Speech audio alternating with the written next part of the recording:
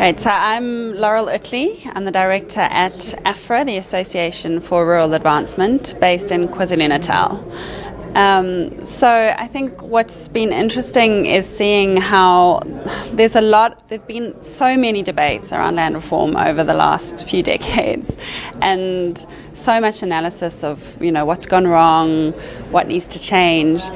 But I think it's pulling it together in a different context and hearing how trying to really listen to different voices and multi-stakeholder spaces throw up old ideas in new light.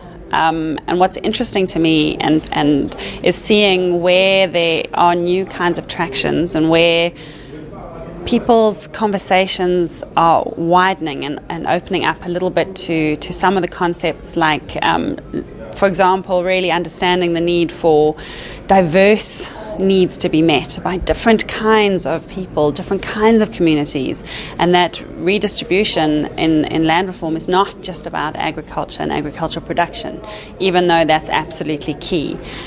So it's very refreshing to hear more and more an acknowledgement that there are so many different needs. Some people need land on which to live, on which to build different kinds of livelihoods that are not all agriculturally based, and that there is space to meet all these different needs in different ways. So I just think it's encouraging to hear the conversations opening up a little bit. Thank you.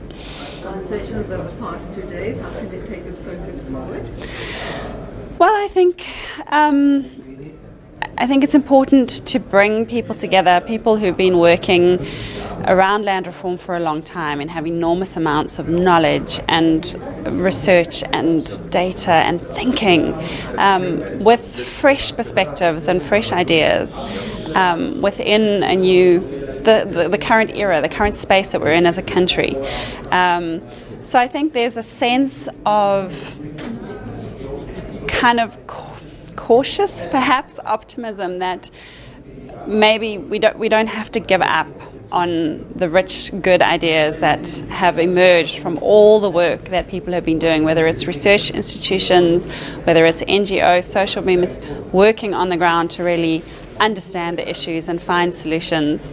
But to bring those together and try and listen even when we don't always agree, when we have different visions, when we have different ideas about what's the most important thing for our country, but to try and hear each other, because I think that's a moment where we are very divided as a country, and where globally we see more and more people are not really hearing into opposing perspectives.